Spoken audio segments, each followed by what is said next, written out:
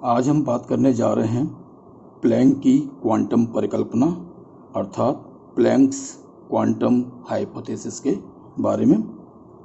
तो प्लैंक ने सन 1900 में कृष्णपिंड विकिरण का जो स्पेक्ट्रम है उसकी व्याख्या करने के लिए ये परिकल्पना की थी, तो जिसका बाद में उपयोग आइंस्टाइन ने किया प्रकाश विद्युत प्रभाव की व्याख्या करने के लिए। तो पहले प्लैंक की क्वांटम परिकल्पना समझने के लिए थोड़ा सा हम ब्लैक बॉडी पर बात करना चाहेंगे। तो ब्लैक बॉडी एक्चुअली है क्या, हिंदी में इसको बोलते हैं ब्लैक बॉडी यानी कृष्णपिंड। ब्लैक बॉडी इसको हम कहते हैं कृष्णपिंड। जैसे हमें पता है कि कोई भी वस्तु हो उस पर हम विकिरण आपतित करें, ऊष्मीय विकिरण, तो ये क्या करती है कि इसके कुछ हिस्से को अपने अंदर अवशोषित कर सकती है, कुछ हिस्से को बाहर निकाल सकती है, पारगमित कर सकती है, कुछ हिस्से को परावर्तित भी कर सकती है। लेकिन कृष्णपिंड वो वस्तु होती है जिस पर हम विकिरण आपतित करें तो वो पूरी तरह से विकिरण को अपने अंदर एब्जॉर्ब कर ले यानी अवशोषित कर ले, पूरा का पूरा। ऐसे पिंड को हम कहते हैं कृष्णपिंड। यहाँ कृष्णपिंड का मतलब उसके काले होने से नहीं है, कोई भी वस्तु जो अपने ऊपर आपतित सारे विकिरण को अवशोषित कर लेती है उसको हम कहते हैं कृष्णपिंड। कृष्णपिंड में एक विशेषता और होती है कि अगर हमारे पास मान लीजिए कोई कृष्णपिंड है और इसको हमने गर्म कर दिया, इसका टेम्परेचर बढ़ा दिया, तो ये इस अपनी सतह से विकिरणों को उत्सर्जित करेगी, एक सभी तरंग दैर्ध्य वाले विकिरणों को एक निश्चित रेंज में। तो अगर इस विकिरण का हम स्पेक्ट्रम लें तो हमें उसमें न्यूनतम से अधिकतम मान के बीच सारे तरंग दैर्ध्य के विकिरण प्राप्त होंगे। यानी अगर हम देखें कि तरंग दैर्ध्य और उसकी जो ऊर्जा यानी जो विकिरण निकलेंगे विभिन्न तरंग दैर्ध्यों के होंगे और उनकी ऊर्जा को मापें तो ग्राफ कुछ इस तरह से आता है। अलग अलग टेम्परेचर पर थोड़ा सा अंतर हो सकता है। तो यहाँ से पता चलता है प्रयोग द्वारा कि यहाँ से जो विकिरण उत्सर्जित होंगे ब्लैक बॉडी से वो एक निश्चित परास यानी एक न्यूनतम से अधिकतम मान के बीच जितने भी तरंग दैर्ध्य होंगी सारी तरंग दैर्ध्य का विकिरण इससे मिलता है। लेकिन अलग अलग तरंग दैर्ध्यों के संगत जो ऊर्जा है वो अलग अलग है। तो ये ऊर्जा का वितरण इसमें किस तरह से होता है इसकी व्याख्या करने के लिए प्लैंक ने अपनी क्वांटम परिकल्पना की थी। तो क्वांटम परिकल्पना का जो मूल बातें क्या हैं हम पहले उसके बारे में डिस्कस करेंगे। तो जैसे कि हमें पता है कि कोई भी वस्तु है, कोई भी बॉडी है, इस पर जब विकिरण क्या है, विद्युत चुम्बकीय तरंग है। तो जब ऊर्जा विद्युत चुम्बकीय तरंग के रूप में संचित होती है तो हम उसको विकिरण कहते हैं। तो मान लीजिए ये हमारे पास कोई पिंड है और इस पर विकिरण आ रहा है, मतलब इस पर विद्युत चुम्बकीय तरंग संचित हो रही है।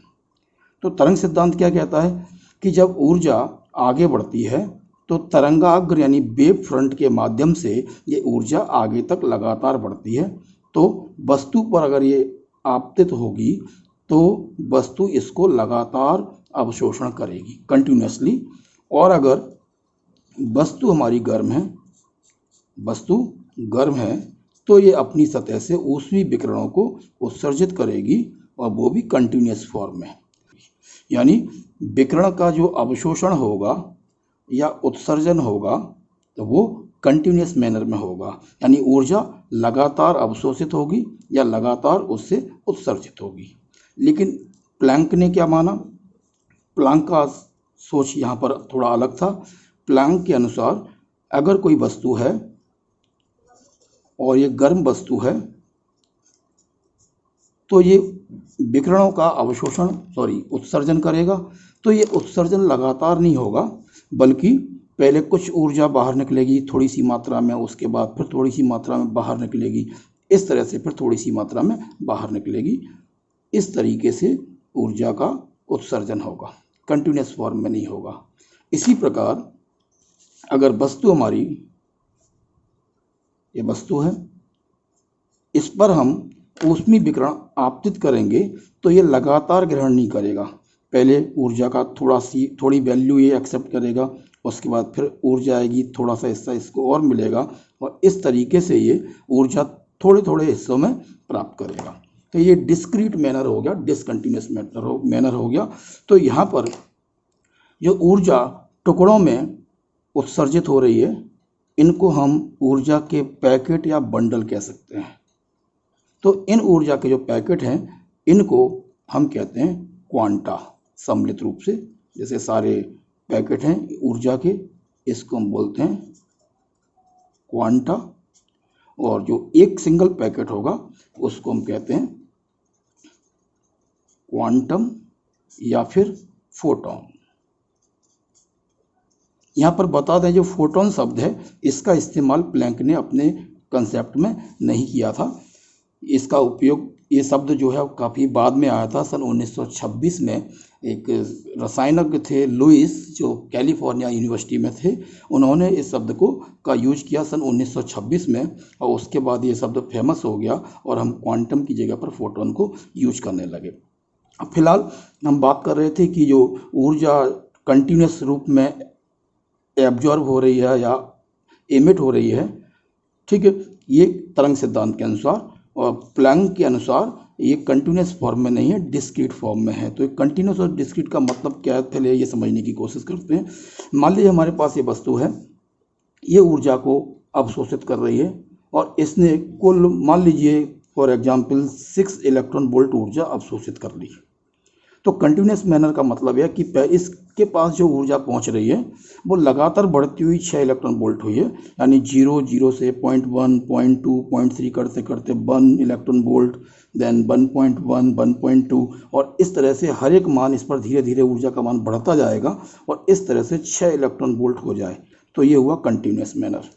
लेकिन अगर हम इस थ्योरी के हिसाब से कहें, मान लीजिए कि जो वस्तु है ये ऊर्जा का अवशोषण कर रही है, और ये जो एक क्वांटम है, हर एक क्वांटम की ऊर्जा समान होती है प्लैंक के अनुसार।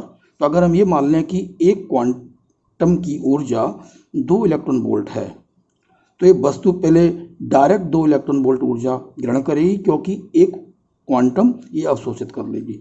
फिर दूसरा क्वांटम अवशोषित करेगी तो एनर्जी हो जाएगी इसकी 4 इलेक्ट्रॉन वोल्ट। तीसरा क्वांटम अवशोषित करेगी तो हो जाएगी 6 इलेक्ट्रॉन वोल्ट। तो इस तरह से वस्तु के पास 6 इलेक्ट्रॉन वोल्ट एनर्जी पहुंच गई। लेकिन कैसे? पहले 2 इलेक्ट्रॉन वोल्ट थी, फिर तुरंत ही 4 इलेक्ट्रॉन वोल्ट हो गई, फिर 6 इलेक्ट्रॉन वोल्ट हुई। यहाँ पर ना 3 इलेक्ट्रॉन वोल्ट आया, ना 3.5 इलेक्ट्रॉन वोल्ट आया। तो ये डिस्क्रीट मैनर है। तो इस तरीके से एनर्जी का अवशोषण होगा या एनर्जी का उत्सर्जन होगा। तो प्लैंक के अनुसार क्या हुआ, पहला पॉइंट क्या बना इनकी परिकल्पना का, कि वस्तु की सतह से जो ऊर्जा का उत्सर्जन होगा या अवशोषण होगा वो सतत नहीं होगा, बल्कि ऊर्जा के पैकेट के रूप में होगा। हर एक पैकेट में एक निश्चित ऊर्जा होगी। तो एक पैकेट को हम कहेंगे क्वांटम, और बहुवचन में यानी संयुक्त रूप से हम इसको कहते हैं क्वांटा। फिर प्लैंक ने कहा कि एक पैकेट की ऊर्जा निश्चित होगी, तो एक पैकेट के अंदर ऊर्जा कितनी होगी, यानी एक क्वांटम की ऊर्जा कितनी होगी। तो उन्होंने कहा एक क्वांटम की जो ऊर्जा है E, ये समानुपाती होती है विकिरण की आवृत्ति न्यू के, यानी E समानुपाती न्यू। ये क्या हुआ, एक क्वांटम की ऊर्जा। तो जब हम समानुपाती का चिन्ह हटा करके इसको इक्वल का साइन लगाएंगे तो एक कांस्टेंट आएगा। तो यहाँ पर कांस्टेंट के लिए हम स्मॉल h का यूज करते हैं। इस h को हम बाद में नाम दिया गया प्लैंक नियतांक। प्लैंक के नाम पर ही इसका नाम रखा गया प्लैंक नियतांक। और जो h है इसकी जो वैल्यू है 6.63 इंटू 10⁻⁻34 जूल इंटू सेकेंड। ये इस h की वैल्यू होती है। मात्रक आप निकाल सकते हैं। तो यहाँ पर देखिए E equal to H nu है, तो यहाँ से हम ट्रांसपोज करें इसको तो h इक्वल टू हो जाएगा हमारा E बटे न्यू।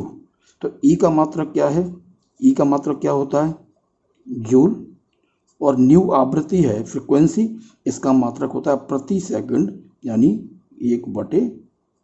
1/सेकंड। सेकंड ऊपर जाएगा तो ये हो जाएगा जूल इंटू सेकंड। तो इस तरह से इस नियतांक का मात्रक जूल इंटू सेकंड हुआ।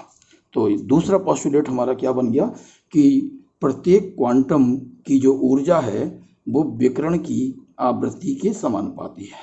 यानी जो विकिरण इससे निकल रहा है यहाँ से, या जो विकिरण इस पर आपतित हो रहा है, उसकी फ्रीक्वेंसी पर डिपेंड करेगा। तो यहाँ से क्वांटम फॉर्म में ये बात क्लियर हो जाती है कि अगर कोई भी वस्तु ऊर्जा को ग्रहण करेगी तो जो न्यूनतम ऊर्जा वो ग्रहण करेगी वो एक निश्चित मान से कम नहीं होगी। और वो निश्चित मान कौन सा होगा? जो एक क्वांटम की ऊर्जा h न्यू। क्योंकि वस्तु क्या करेगी, या तो एक क्वांटम पूरा अवशोषित करेगी, या एक के बाद दूसरा, यानी 2 क्वांटम अवशोषित करेगी, या 3 क्वांटम अवशोषित करेगी। तो जो टोटल ऊर्जा जो अवशोषित होगी, इसको अगर हम En का सिंबल दे दें, क्योंकि एक क्वांटम की ऊर्जा को हमने E कहा है, तो En ये बराबर क्या होगी? एक क्वांटम की ऊर्जा यानी h न्यू का पूर्णांक गुणज। क्योंकि या तो एक फोटोन अवशोषित होगा तो n इक्वल टू 1 रख देंगे, रिजल्ट मिल जाएगा। अगर बस पूरी वस्तु 2 फोटोन अवशोषित करती है तो n की पर 2 रख देंगे तो कुल ऊर्जा प्राप्त होगी 3 के लिए 3। तो यहाँ पर n की वैल्यू क्या क्या बनेंगी? 1 2 3 4 इस तरीके से।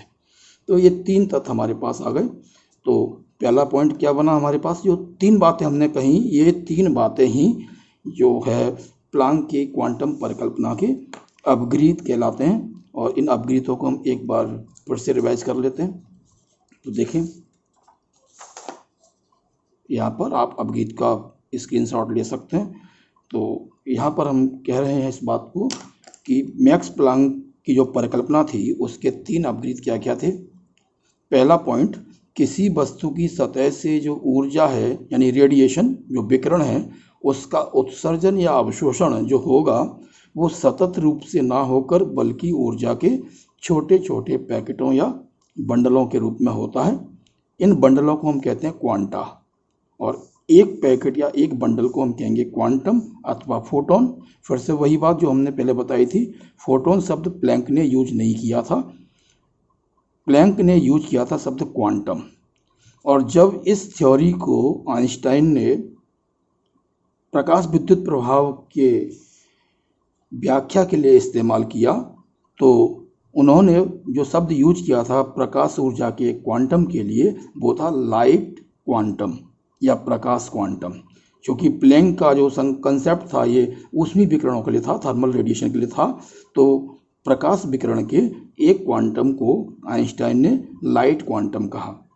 लेकिन बाद में 1926 में लुईस ने इस शब्द का इस्तेमाल किया, तब से हम इसको लाइट क्वांटम को फोटोन कहने लगे। लेकिन आज के टाइम में क्या, कोई भी विकिरण हो, चाहे वो माइक्रोवेव हो, सूक्ष्म तरंगें, या वो एक्स किरणें हो, उन सभी विकिरणों के क्वांटम को हम फोटोन कहते हैं। तो इसलिए यहाँ पर फोटोन शब्द इस्तेमाल किया गया। दूसरी बात अभी जो हमने बताई थी कि प्रत्येक क्वांटम की जो ऊर्जा है वो निश्चित होती है। जो क्वांटम यहाँ से निकल रहे हैं, ये वस्तु से उत्सर्जित हो रहे हैं, इनकी ऊर्जा निश्चित है और इनकी ऊर्जा फ्रीक्वेंसी पे डिपेंड करेगी। तो एक क्वांटम की जो ऊर्जा है वो आवृत्ति के समानुपाती होती है। तो ये दूसरा पॉइंट हुआ अपग्रहित कि प्रत्येक क्वांटम की ऊर्जा निश्चित होती है और यह ऊर्जा विकिरण की आवृत्ति के समानुपाती होती है, यानी ई समानुपाती। समानुपाती का चिन्ह हटाएंगे तो एक नियतांक आएगा, यानी इसकी जगह जब बराबर का चिन्ह लगाएंगे तो एक नियतांक आएगा। नियतांक के रूप में हमने शब्द इस्तेमाल किया h, जिसको प्लैंक नियतांक बोलते हैं, और इसकी वैल्यू क्या बताई थी? 6.63 इंटू 10⁻34 जूल सेकेंड। ये दूसरा अपग्रहित है। और तीसरा पॉइंट, तीसरा अपग्रहित क्या बनेगा कि जो वस्तु, पूरी वस्तु जो कुल ऊर्जा अवशोषित करेगी, वस्तु पर हमने विकिरण आपतित किया काफ़ी देर तक, तो टोटल जो ऊर्जा अवशोषित हुई, या फिर वस्तु गर्म है तो वो ऊर्जा का उत्सर्जन करेगी, तो किसी दिए गए समय में टोटल ऊर्जा जो उत्सर्जित होगी वो कितनी होगी?